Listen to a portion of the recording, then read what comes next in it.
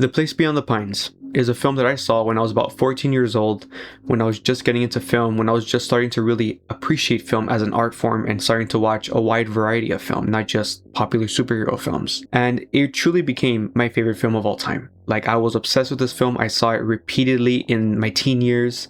And of course, as I got a little bit older, I started to be like, okay, like maybe it's not my favorite film, but I still love it. Now it's kind of difficult to just say one film is my favorite of all time, It's been many years since I've seen it. Now that I'm an adult, now that I'm in my late 20s, it's been a while since I've seen The Place Beyond the Pines. So last week I decided to give it another viewing. And if I'm being completely honest, it did not hit the same. Now, I'm not going to say it didn't hold up, because that would imply it's not that good or there's mistakes in it, and nothing negative, honestly. It's just I'm different. I'm older.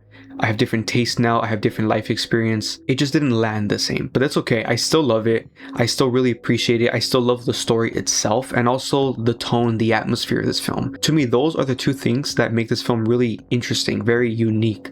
The story, of course, is so beautiful, but really that the world, like the tone, the atmosphere, something about it feels dreamlike. It feels epic. It feels intimate. It feels raw. It feels just fantasy somehow. I don't know, even though it feels also very real. So I decided to watch it a second time last week with the director's commentary on. And I'm so glad I did this because it really blew my mind. It was really an amazing experience. I really loved listening to Derek Cianfrance talk about the making of this film. And I found my answer. Now I understand the process of making this film. And I realized just how special this film is and why it's so special, which is the creative process of Derek Cianfrance, the writer and director. So much of our favorite filmmakers, their films feel distinct. Their films feel unique to them. We feel like only they could have made this. There's something about this film that feels like if they did it completely themselves. They wrote it, they directed it.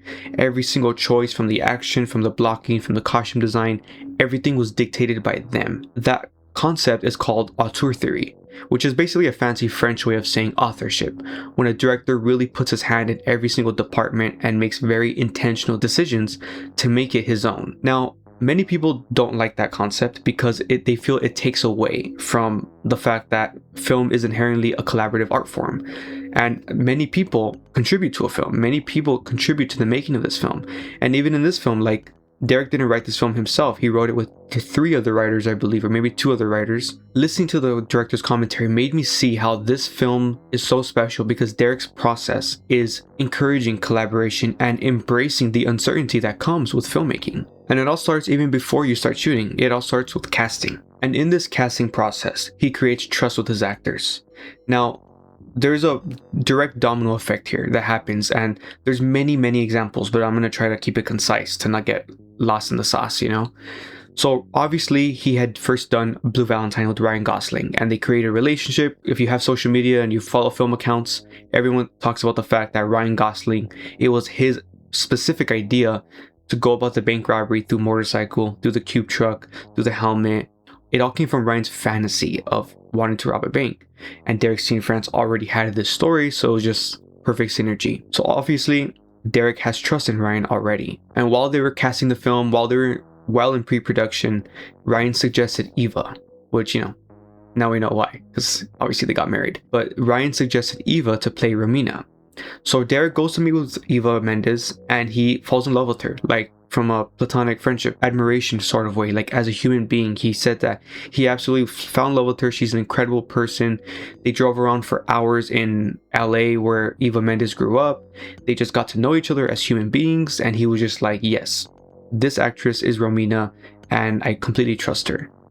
And he gave her the responsibility and the privilege to cast the actress that would then play Romina's mother. And if you know Derek Cianfrance, you know that his process is very much creating real family dynamics in the pre-production, in the filmmaking. Famously, Blue Valentine, Ryan and Michelle, they live together. And in this particular case, Ryan Gosling and Eva Mendes, they live together, and of course they developed a real life relationship. But also it's with the baby Jason, it's also with the mother-in-law. They all stood together for a long time and they created this bond, and it was because Eva had a part in the casting, and Eva casted a woman that she felt could play this role correctly, but also obviously she felt a kinship with this woman, and that's what created this really realistic dynamic. Now, one of the most significant casting choices I think comes from Ben Mendelsohn, because Ben Mendelsohn changed the character a lot, and Derek allowed it because Derek saw the vision. Originally, Robin was supposed to be like a spider. That's how Derek describes him, like a spider, someone that you see and you're like, oh, like this person is shady, you don't trust this person, something about them is creepy and unsettling. And I could kind of see that in the original filmmaking. When you see the first time you see Robin while they're going through the trees on the motorcycles, there's like this tone, the music, there's like a tension there, a distrust, a foreign object almost. And of course later they become friends and you get to meet Robin, and he's lighthearted, he's funny, he's quirky, he's weird, you know, he's offbeat. And that's all Ben Mendelsohn. The character, as I said, was meant to be like a spider, and also he was meant to have big junkyard dogs, like big Rottweilers. But during the pre-production, while they were casting and still doing other stuff, Ben got really attached to one of the production assistant's dogs. She had like a little dog that ended up being in the film and ended up being Robin's dog. And he says like the dog was licking his face and he was like, I think this dog would be better. And Derek saw the vision, and Derek was like, you know what? I could see this scenario. I could see what you see. I could see Robin being the alpha to this little dog. You know, that kind of reflects a lot about Robin as a character. Now, this leads directly into discovery. So much of film is discovery. You know, there's accidents, movie magic famously. So much of that is when you discover something on the set and you could never anticipate it. That's where I said earlier about the uncertainty of filmmaking. And something that Derek Cianfrance says in the commentary is that he tells all his actors, he says, the best thing you can do is surprise me, because when you surprise me, you make me feel like an audience member here on set. But also, I feel like when you surprise me, the audience can feel it in the theater. And that's what makes a film feel alive. And that's the way Derek sees it. And I think he's right. I mean, because that's certainly an aspect of this film. It feels alive. It feels real. And he also tells him, I also encourage you to make mistakes. One of the most memorable scenes of this film is when they just finished robbing the bank and Bruce Springsteen's song comes on and they're dancing in the dark. And it's just a comedic scene. It's a funny scene. It's a heartwarming scene. And that was 100% unscripted and authentically caught in the moment. Derek had written an entire scene of them discussing the money, them discussing the things, a dialogue scene.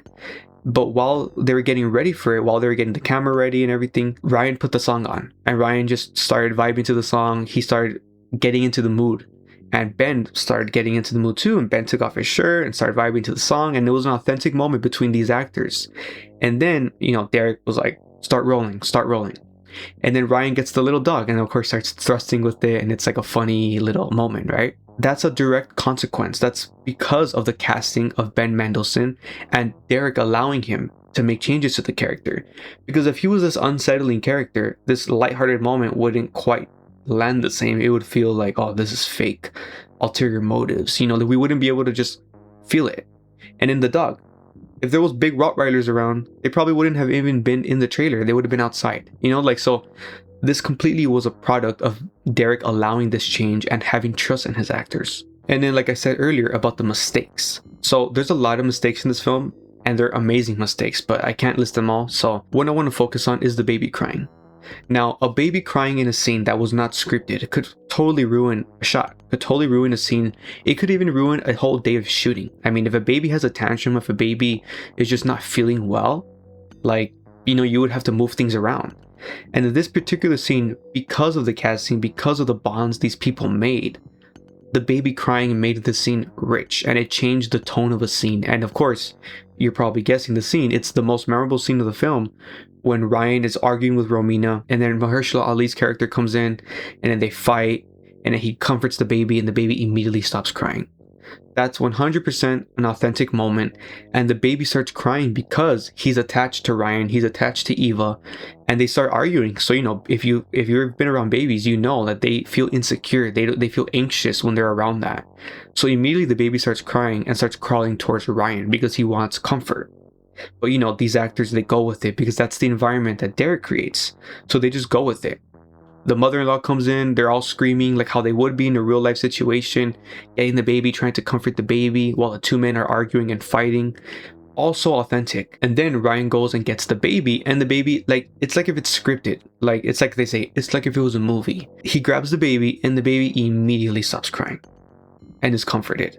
And it's a beautiful, gentle moment. And I feel like that scene captures the essence of The Place Beyond the Pines, because The Place Beyond the Pines is violent, it's raw, it's realistic, but it's also tender. It's also about family. It's also a beautiful film. And to me, that's what that scene is.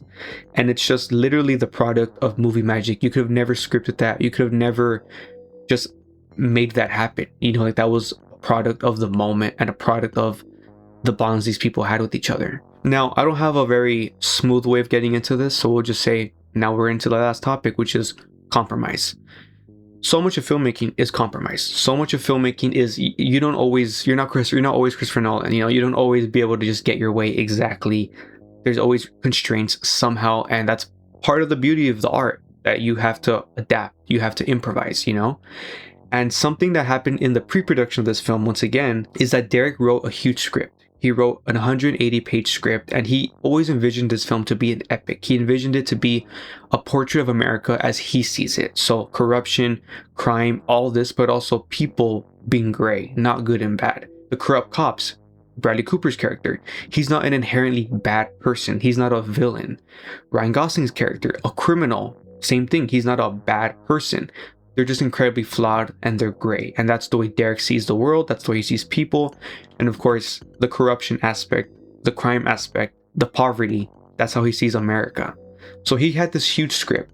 And of course, the studio was like, dude, this is an indie film. Like you got a lot of action in this film. You got a lot of things going on. Like if you want the budget, you got to get this down. Like we're not going to pay for a huge film like this. So Derek was cunning. And he didn't shorten the script. All he did was shrink the font of the script, and he extended the margins of the dialogue. And he got it down, I forgot to what, but he got it down to an appropriate amount, and they greenlit the script. And he shot exactly what he wanted to shoot. But when he did that, the film was over 3 hours long. I think it was 3 hours and 30 minutes. And of course, the studio was like, no, if you want final cut on this film, you have to get it down to 2 hours and 20 minutes. And of course, Derek was like, Jesus Christ, I have to cut out so much. Now, this is an important moment. As film fans know, editing is extremely important to a film. It's extremely important to how a film feels, the message you convey. Even if it's the same script, you can convey different messages in editing. And he had a moment where he had to decide, what do I want to cut out from this film? And he thought about the meaning of the film. And of course, the meaning of this film is legacy. It's father and sons, it's family, it's America, it's corruption. But it's mostly about the legacy you leave to the next generation and generational trauma. So he decided to cut out the crime story. Apparently, there was a long story with Ray Liotta, Bradley Cooper, all that there was an entire corruption storyline that he severely shortened. That was the right thing to do, because when you watch the film, it doesn't feel like things are missing. It doesn't feel like, wait, what? Like, this doesn't make any sense. It feels right. Like as soon as the corruption story starts to like crescendo, I guess, boom, they all get drug busted and there's a montage. And to me, it feels appropriate. So I'm like, this was a good call in a way, like you maintain the integrity of the real story at hand, And another thing he did, and I think this really shapes the film, is he cut out most of the dialogue. And when he was looking back at all the footage he shot between the actors, these character moments, he saw like these actors I casted, like they're giving the best performances ever, like there's a lot of subtext, even when there's silence, even when there's just stares, when there's pauses, there's things going on, and we, the audience, can infer what they're thinking. And for me, that's cinema. Like to me, cinema is silent. It's not always dialogue to me. It's silence, it's music, it's sound design, it's cinematography, it's faces. But it's not just a face, it's not just awkward silence. It's when you are reading the subtext, you're reading the meaning, you're filling in those blanks. And Derek saw that in the performances. So that's why there's so many moments between characters where they say minimal dialogue, but there's so much is being communicated still. And once again, that comes from the constraints, that comes from the compromise. And that's why I realized like there's so much of this film is just movie magic. It's just, you could not have anticipated it. You could not have planned this, but you adapted, you embraced uncertainty, you embraced accidents, mistakes, and you gave trust to your actors. And now this film is what it is. But I do want to also highlight that this film is what it is because of Derek Cianfrance. This isn't like all these external aspects made Derek's film better. Like to me, it's not that. To me, it's because of Derek. It's his process. He allowed it. His discernment to know when to trust people, when to embrace things, and also when to not embrace things. I mean, he says like the actual story, his script did not change. Like it really did stay the same. He just took things out, and he just really refined the film into becoming what it was meant to always be. And I think that's once again a testament to Derek Cianfrance for being the type of director to promote collaboration, so it's not exactly an auteur thing, but it's a leader thing, you know, like Derek as a leader made this film so good and allowed everyone to contribute and make this film what it was. And that's why this film is truly like the epitome of filmmaking, because it's true collaboration, true uncertainty, true movie magic. And I just love that the fact that I learned so much about the making of this film, and it doesn't take away from the magic. And sometimes when you learn how the trick is done, it could take away from the illusion, it could take away from the magic of film and kind of break that spell, so to speak. And to me, the more I learn about it, the more I'm like, wow, that's incredible. The filmmaking process is so incredible in this film. And I left out so much. I recorded a different version of this video and I was halfway through and I was only 30 minutes in. And I stopped recording and I was like, all right, I gotta regroup. I gotta rethink how I'm gonna deliver this video, because I was kind of, the original form of this video was me just kind of mentioning fun facts of this film. And that's not what I wanted this to be. You know, I want to convey something to you.